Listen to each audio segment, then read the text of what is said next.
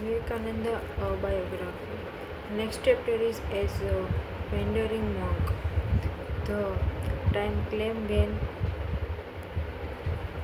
Naren wanted to test his inner strength. He also wanted to younger monk to learn how to be independent. He decided to set off on his journey. Naresh fulfilled his longing to be a wandering monk. He had nothing with him except for a beginning blow and a staff. Naresh Naren just kept on going. This was how he was transformed from beginning an ordinary monk to the Swami Vivekananda that Hindus are proud of. He first went to Varanasi, which is the holiest place in India. This is where prophets like Buddha and Shankaracharya received the commandment of God. Naresh fled uplifted by this scared place. He was inspired by the spiritual leaders who come there one day while walking in the streets of Varanasi. Naresh was charged by a troop of monkeys. They kept following him and clawing at him. Naresh ran as fast as he clawed. Then he heard one old monk calling out to him, face breasts.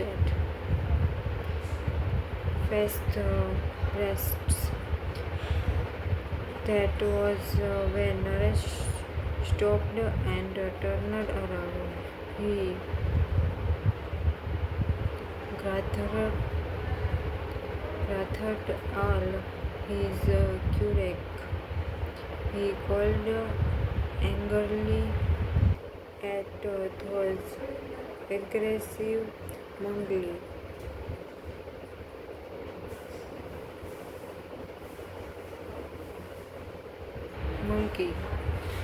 He showed himself ready to act true enough. The animal broke down. They finally left him along letters on as Swami Vivekananda. He taught his audience his lesson. You must learn not to face the challenges of life, no matter how scary it is.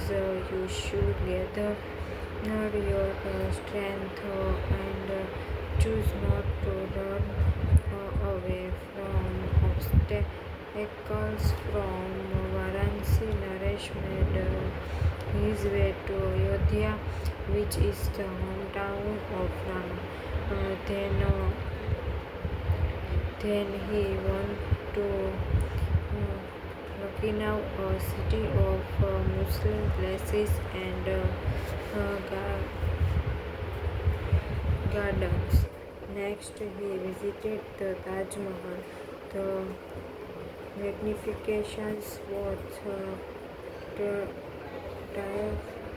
tears to his eyes. Then in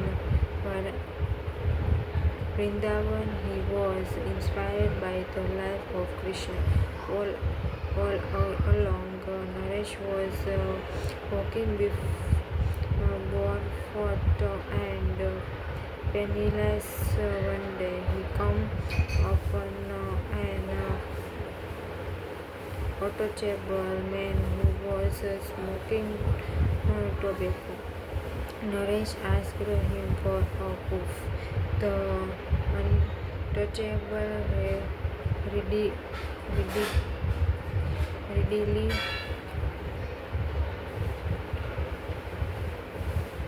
declined as it was against the Hindu custom. Naresh walked away with bitterness. He thought himself, what a shame to be caught in his rigid caste system.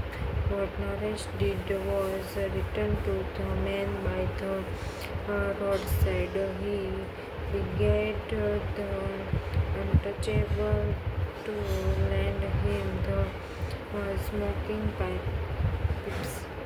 The men still disagreed, but Naresh could not be decided. He had one healthy puff from the untouchable's tobacco. In the following days, Naresh found himself in northern India. He was in Aryavata or the Scotland of Aryans. It is where the spiritual traditions of India developed. He Upanishad and the Veds originated from people from other cultures such as the Greeks and Mughals contributed to the sacred texts. That is how the branches of Tantras and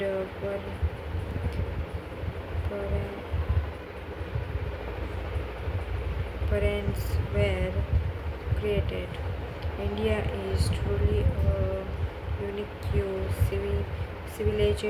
civilizations of diversity.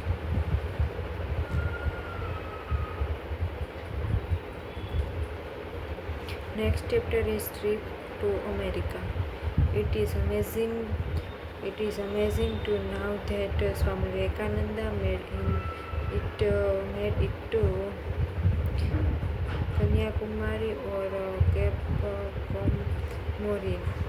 His desire for adventures brought him from the northern parts to the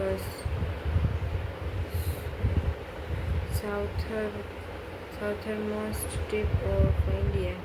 In Rameshwaram, Swami met the Raja of Ramananda.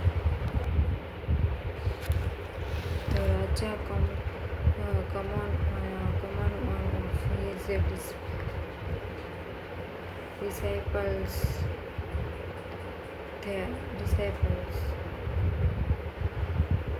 It was the Raja who encouraged Swami to go to Chicago in America so that he could represent Hinduism in the Parliament of Religions. The Raja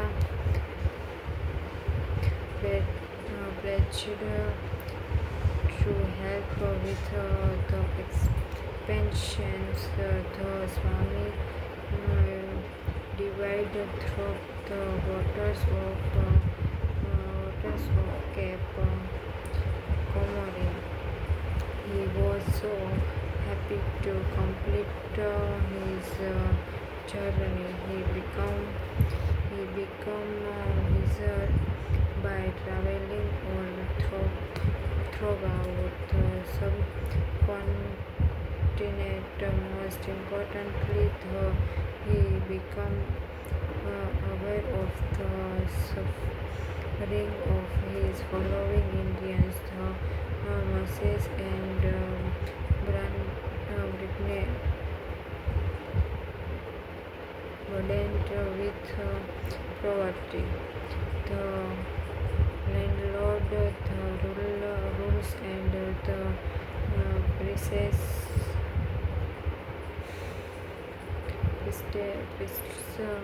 were became oppressive. The caste system was making life very difficult for the people. Swami Vivekananda, now that as a sannyasi, it was his duty to lay himself in the service of God. But Swami realized that God manifests himself through the people. It became clear to him that in order to serve God, he must serve humanity. Swami decided that he would use his abilities to serve God, who reveals himself in man. How can he do it? Swami himself was a beggar. All his followers were poor. That's when he realized that he could appeal to the outside world. He could sari the suffering of India with the Westerners. Swami saw America as a land of optimism and opportunity. There was no caste system. The Parliament of Religions would be a great occasion to seek help for the India people. Through Swami's voice, the West could have the ancient wisdom of India. In return, India could have modern technology. From Cape Comorin, Swami went to address people already recognizing him with him. The story of the wandering monk spread in As a young man greeted Swami at the city. He amounted to them his intentions of traveling to America. Swami he began having devotees in Madras. They gathered money among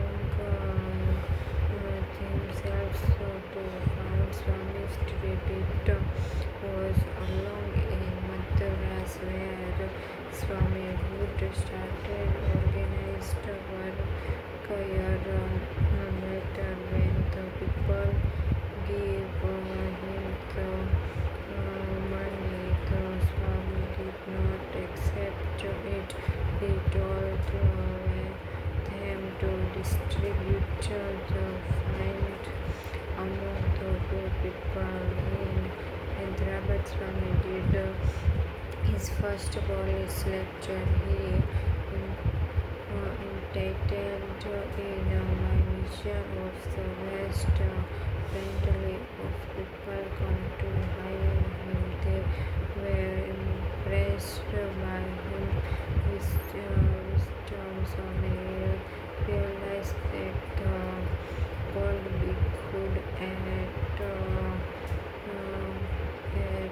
public speaking. One night he had a prophetic drama. Swami saw Sri Ramakrishna walking to the Osana. The master was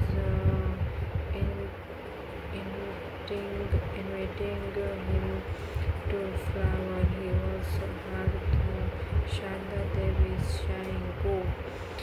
This was in response to the letter Swami wrote about his trip to America. Now that he had the blessing of Ramakrishna and the Holy Mother Swami Vivekananda, now that it was calling.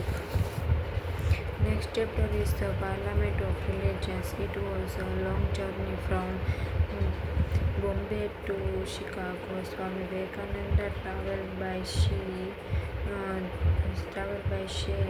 He had many adventures and met many interesting people.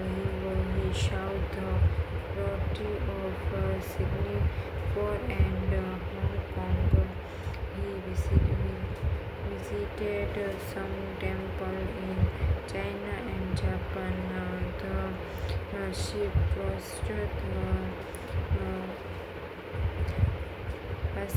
Pacific Ocean. Swami took a train from Vancouver, Canada to Chicago. Swami found out that he was 1 month early for the Parliament of Religions.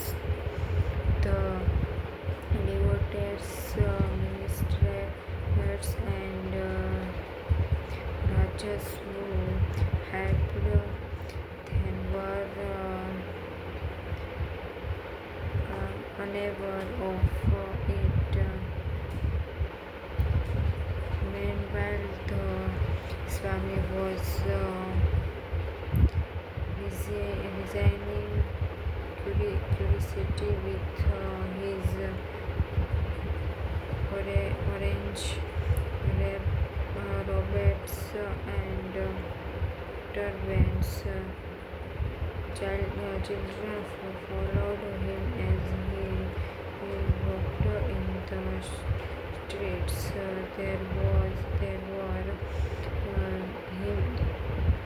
There were times when Swami got lost. He looked money for food, transportations, and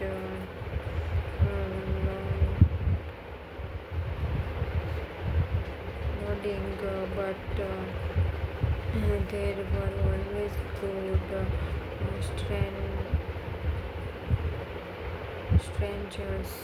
to help him. Swami realized that God was by his side and watching him. He was sending those people as instruments to help Swami in accomplishing his mission. The Parliament of Religions was officially opened in September 1983. This gathering was part of the world's Columbian Expositions, which was an event to commemorate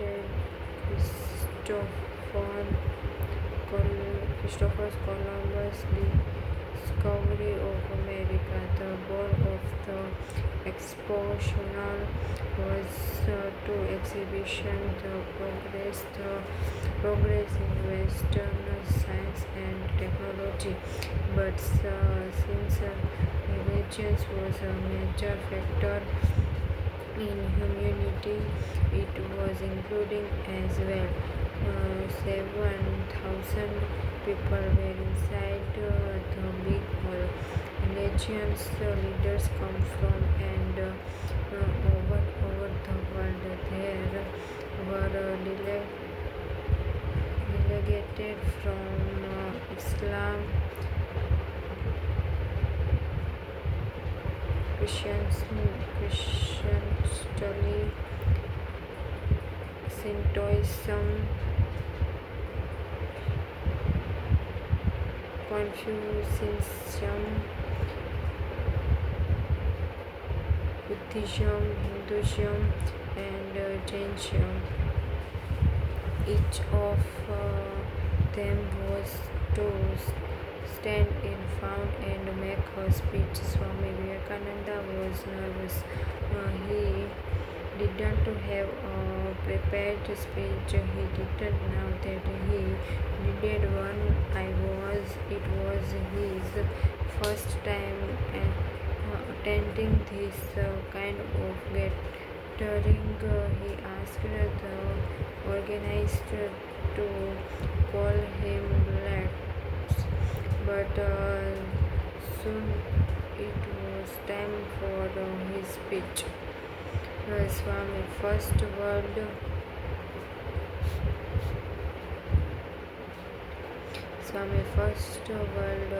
were sisters and brothers of America.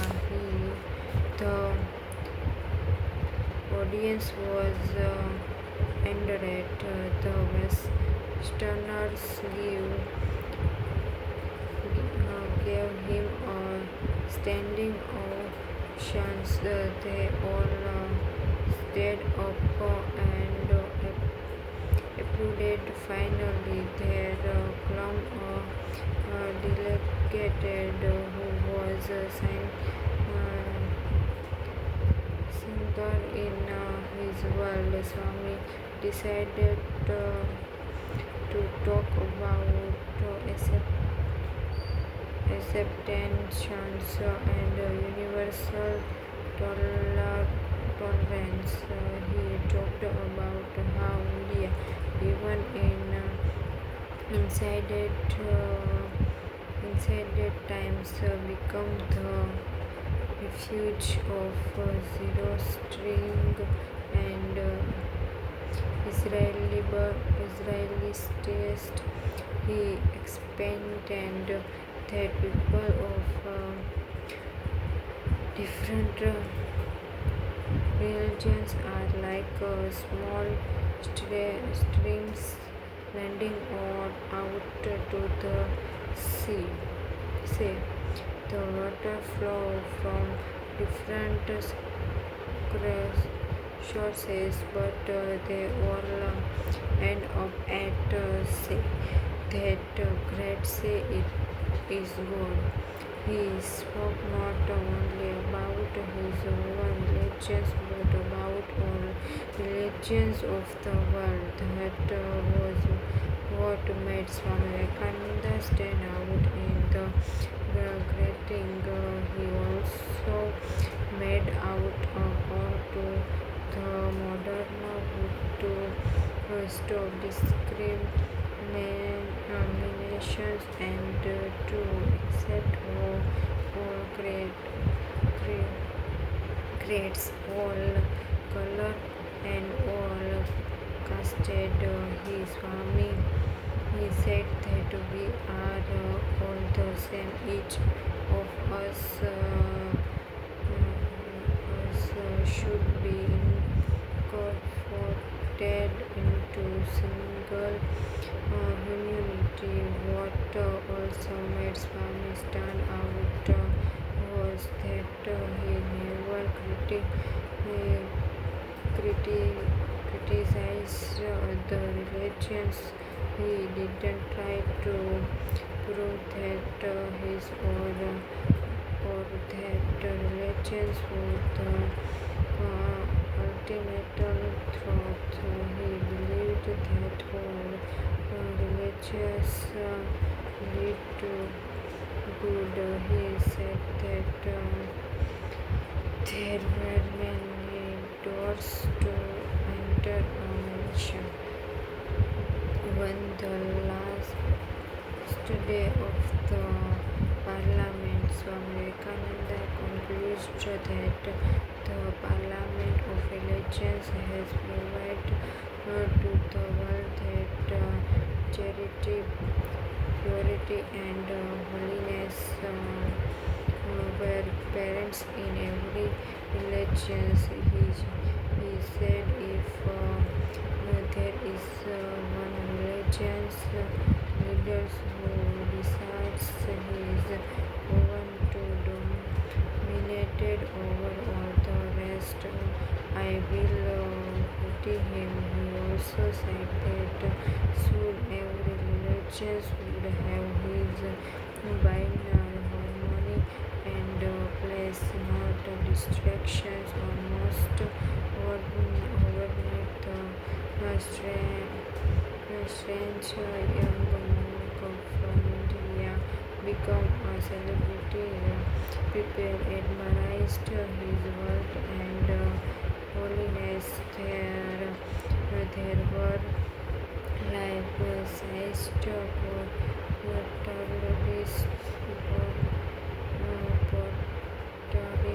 of Swami Vivekananda posted all over Chicago. Below his image were the world, the monk Vivekananda. Those who passed by his poster would stop to bow their heads. He news about the Parliament of Religions which India. Swami Ji's speeches were published in newspapers and magazines. The Hindus all over the country became proud of Swami Vivekananda. His brother at the monster could not believe that it was him when he wrote a letter to him. That's when the young monks realized that it's really nourishes. Swami did not want to depend on the generosity of his now Western friends. He accepted invitations to lecture all over America. So he called Abnaman. He spread his messages of kindness and acceptance. Swami Vivekananda had lectured in New York, Boston, Washington, and Cambridge, among others. He one had for and how he has achieved it. He has made Hinduism now truth while good. He can finally help his brothers and sisters in India.